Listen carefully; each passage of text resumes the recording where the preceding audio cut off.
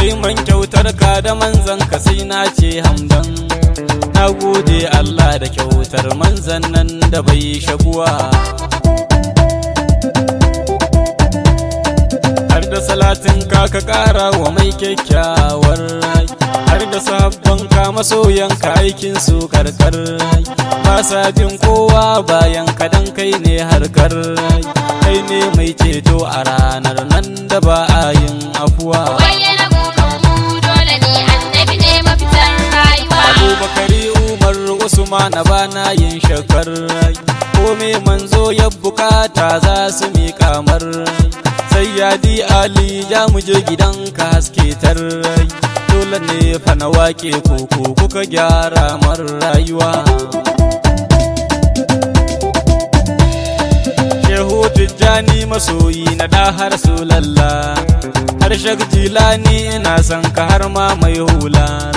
Dan Fodiyo ma mujaddadi ya bi Abdullah, da ma sahibul haqiqati Gausullahi barka da zuwa. bayyana gurinmu dole ne annabi ne mafitar rayuwa. Shehu Abdullah da Shehu Khalila bin suna, Shehu Aminullah cikakken masoyin ruhina, Sayyadi Hadi Alhassan sirrin aikina. Malam Abdullah ja muje har gun wanda nake son zuwa. Zan miƙa yanzu da baitukan da haɗan babba, bin sabin Allah hujja sai da na yo duba. Bin sakin Allah yaban sabadan sawa sabarai, na so ka na ƙara san ka Habibullah kai ne rayuwa. bayyana gurinmu dole ne annabi ne mafitar rayuwa. Shi manzan Allah akwai kwarjini muradina, ambatansa yake nasar min da dukkan ruhina.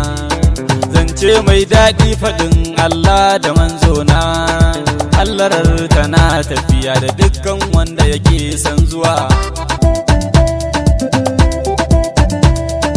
Kai ne shugaba mai ɗabi'u na nunawa, kai ne jagora mai halin da ba a kushewa, wanda ya so karar kiyama ke hutawa. Akwai inuwa mai sanyi cikin ta annabawa ke zuwa. bayyana gurinmu dole ne annabi ne mafitar rayuwa. Kai kiran bishiya ta zo gaban ka ta gaida ka, ka tayar da damo ya tashi ya yo shaidar ka. Kai adalci har barewa ta ce tana son ka, kai na gaida masoyin Allah manzo suturar rayuwa. Ka shayar da ruwa daga hannaye masu albarka, kullum roƙonka a gafartawa al'ummarka. Kai kyautar dabbobi ga wanda baya ƙaunar ka, har ya zamo masoyin ka ya shiryar da mutane da yawa. bayyana gurinmu dole ne annabi ne mafitar rayuwa.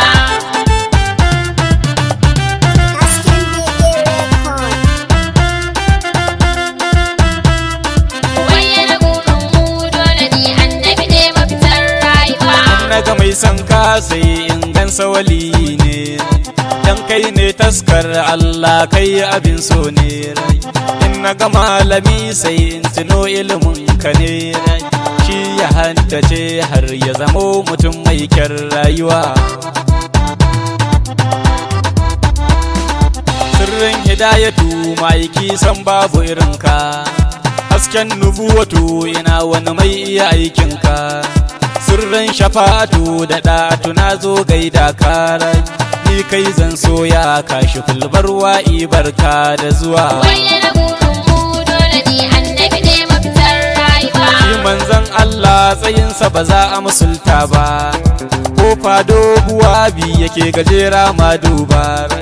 Manzan Allah shi fari ne mai kyawun duba, kaunarsa take hana bawa shiga kuncin rayuwa.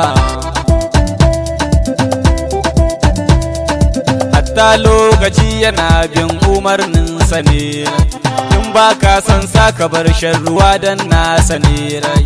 Kar da ka ci abinci dan shi ma arzikinsa ne rai. In kau kana san sa ka ci ka sha ka yi salatai da yawa. bayyana gurinmu dole ne annabi ne mafitar rayuwa. manzan manzanni fawqal muqamu nabiyillah sirrin soyayya kanzul wilayati babullah sahibul isra'i muhammadur rasulallah ka ci duniya ka ci kiyama wunka kadai nake san zuwa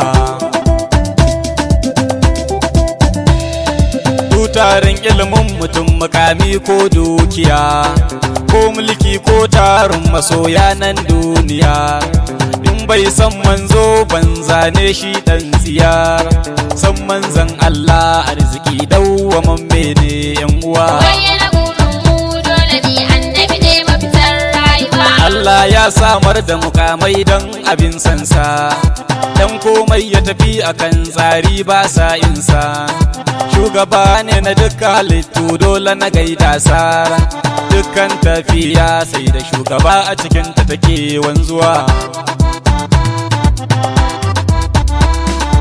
annabi na Muhammad zan huta mai san ka ne Ibrahim ne muharraka mai kaunar ka ne Allah ka sani ka san nufi na da ne karaman soyayyarsa Allah sosai mai tarin yawa babana ya saman suna Ibrahim ne dan sanda yake wa shehu gausun zamani ne lakabi na shi kuma nishadi ne bayyane wanda yake son kaɗa haya kaucewa kuncin rayuwa